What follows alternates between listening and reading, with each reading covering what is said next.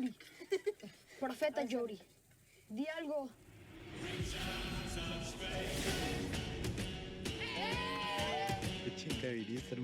I don't do a lot of prep before I go ahead and actually review these various different series and movies out here. I go and actually look at what's trending. Sometimes I'll read the synopsis. Most of the time I don't. I like to go in cold and unfiltered by anybody else's opinions or even what the filmmaker wants me to go ahead and actually know. It's the best way to go into it, to have no bias as much as possible. However, when I saw The Chosen One on Netflix, it looked like a coming of age tale about a kid that would develop superpowers. And it kind of still is that. But it's different. Okay. After I watched the 2 episodes, I wrote my thoughts and opinions down based off my perspective of watching it and all that kind of good stuff. And I still hold my opinions, but if I had known more about what this series is about, I would have likely changed my expectations before watching it. So just so you know that my opinions are based off of not knowing anything beforehand, and you'll see why in this review how mine and probably anybody else's opinion and perspective would have changed knowing the intent of the content ahead of time. I know it feels pretty loaded, but trust me, it'll make sense. Now, my perspective going into the show was that I was a main target audience for this, as in it's a coming of age series about superpowers. So I'm taking that perspective. That's what I was going with as far as I'm the main target audience for that type of show. But I'm definitely going to give you casual viewer energy as well, because it's very much real in here, okay? You see, you gotta know the perspective of your reviewers so you know where they're coming from. You can make an educated decision for yourself. Because I like to watch the first 2 episodes of new content on streaming channels just to go and actually see if it's worth your time. I watch so you don't have to. If you like how that sounds, do me a favor, click like, share, subscribe. And now, let's get into this review. The Chosen One is an adventure drama that premiered on Netflix in August of 2023. It contains 6 episodes at about 45 minutes apiece. It was filmed in Mexico and is in the Spanish language, but it has dubbing for all of those that are not fluent in Spanish. It's based on the comic book series American Jesus by Mark Miller and Peter Gross, with the location of Mexico instead of America being the biggest difference from the comic to the series. That's right. You heard me right. That's it. The title of the book is American Jesus. So you can see this definitely took a turn. But let's still get into it. Now this stars Bobby Lunau as Jody Christensen, Lilith Curiel as Magda Lozano, and Juanito Aguamea as Tuca. The storyline goes like this. Jody, a 12-year-old boy from Santa Rosalia, Baja California Sur, who, after surviving a freak accident, discovers that he has Jesus-like powers. He can turn water into wine, make the crippled walk, and perhaps even raise the dead. How will he deal with his destiny and lead the world through a conflict that's been thousands of years in the making? So off top, a boy has the powers of Jesus Christ. Could it be the second coming of Jesus?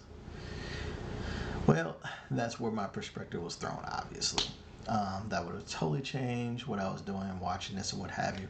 But I'm going to still lay out the validity of the series of if it's something that you could or should watch, okay? So let's get those expectations. First and foremost, 4 expectations for us main target audience members, people that would have been looking for the coming of age, superpowered being type of thing. First and foremost, give us a compelling protagonist and decent support characters in a coming of age movie. We've got to like who we're watching. You know, very similar to like Stand By Me, where we liked all 4 of those guys on there. It was awesome movie. There are other ones that you only have like 1 or 2 that you like, whatever the case may be. But here we need to go ahead and actually like the characters to really kind of vibe with them. 2, show us the powers, whatever superpowers are going to go and actually be with this kid. Let's go and actually see them. Let's see how they affect the world, all that kind of good stuff, right? You got to set up the world pretty well for us to go and actually know how this kid's powers fit into the world. So the world building is very integral in us really understanding, wrapping our brains around that. And two, develop the protagonist proportionately, meaning that just don't power them up and all of a sudden they can go and actually use these powers, whatever. Discovering them, especially in like your formative years and things of that nature, there's going to be, awkwardness, there's going to be unsureness, there's going to be all kinds of things dealing with these types of things on there. So go and actually make it an organic type of aspect of self-discovery so that they can go ahead and actually really come into their own about using these powers and whether they want to go and actually use it for good or evil. Okay? Now, expectations for casuals, some are the same, a little bit different though. First and foremost, you gotta go and actually show the powers. And the reason why casuals are gonna be looking for that is because they're trying, whatever's gonna stand this out from anything else outside of it being a coming of age or superpowered nature, things like that, they wanna see the powers to go and actually say, is this interesting? Is this entertaining or what have you? So do those, show that out. Make the characters believable, entertaining. I think both sides can obviously really feel on this, but in order to keep it casual, engage with this type of content, they've got to at least identify with one of the characters, really engage with them to make it that it's tolerable for them. And then lastly, the story has to make sense. Story isn't always predicated for us people that really like coming of age stories. Sometimes we can take it all out of sorts and do different timelines and all that kind of stuff on there. It doesn't have to make sense because we're just putting it together, people's fragmented minds or what have you. But a casual viewer doesn't want to go and actually make those leaps. So make it make sense.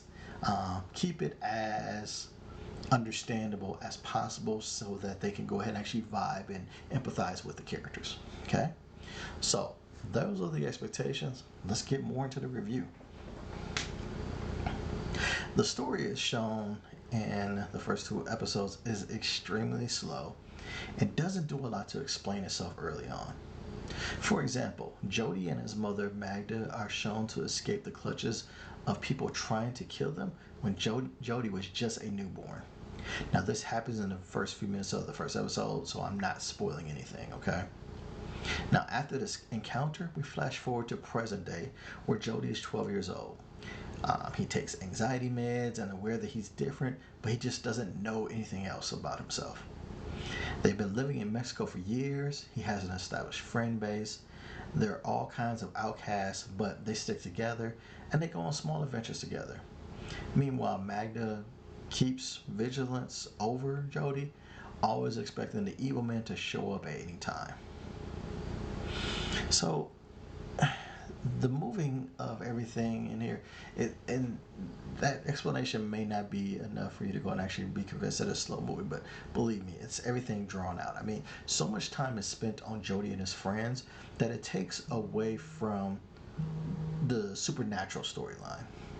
The random powers show up a couple times in the first episode, like he has like a super shout or a cry as a baby that kind of helps that whole situation I described earlier. Now he's able to turn water into another liquid.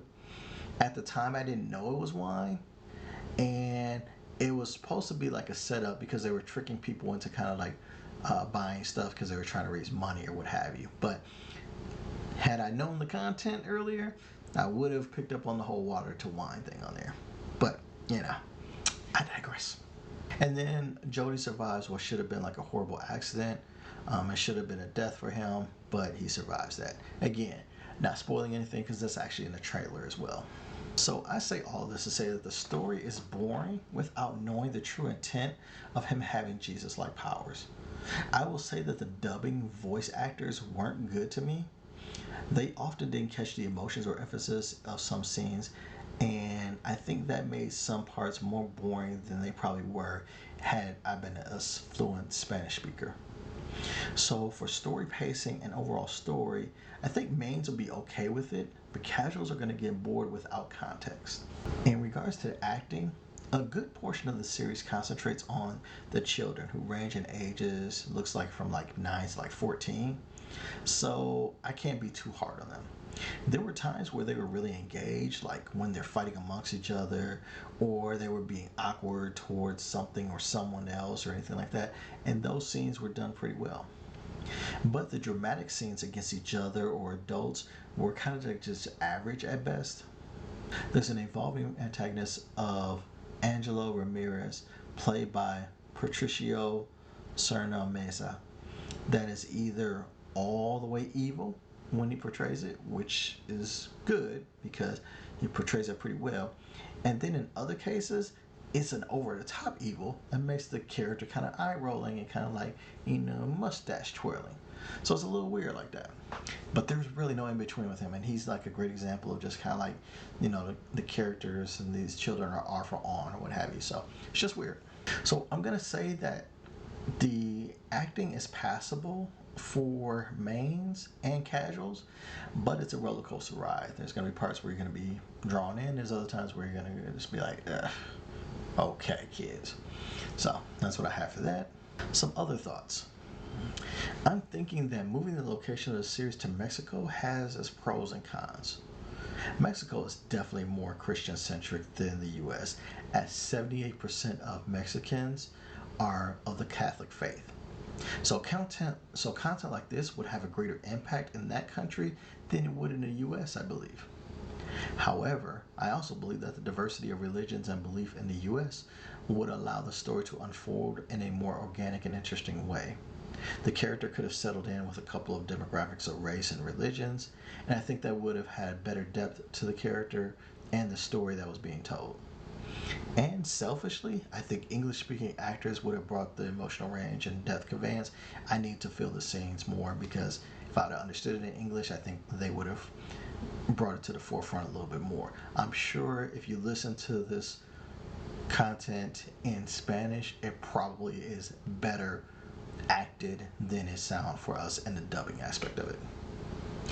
Oh yeah, and my guy Namor from Black Panther, he's also in this too. I do not believe he was in the first 2 episodes, but he is in this. So just throwing that out there as well. But you know what? Let's go ahead and get to this verdict. For mains, and I qualify mains in this regards, is that people that know the comic series or are religious or into religious ideologies and are also into coming of age stories, watch 2 episodes. Knowing what I know now, this series is a slow build to a grander picture, and the slowness is purposeful. The acting is okay, but the real attraction is putting together the biblical callouts and seeing how they progress the story in a modern age. For casuals, I'm going to go ahead and actually say you should watch 2 episodes as well. If anything about the storyline compels you to watch, you have to watch the first 2 episodes to give it a fair shake. The pacing and the acting is so-so, but the setting in Mexico and watching the friendships form with this group is good. And you'll get a good idea, if you like the main character Jody, going forward to validate your continued watching. So again, for both mains and casuals, I'm going to go and actually recommend to watch the first 2 episodes of this series. And that's what I have for The Chosen One on Netflix. Check it out. Milagroso. People are always going to be looking for us. Lo encontré. You stayed for the entire review. I appreciate you. Since you did that, I feel that you want to go and actually click the like and subscribe button, or at least one of the two. If you can only pick one, you should pick the subscribe button. I'm just saying, because you want more reviews like that. Matter of fact, here's one right here that you could go ahead and actually tune into right now. But until the next review that I bring to you, take care of yourself. I'll holler at you.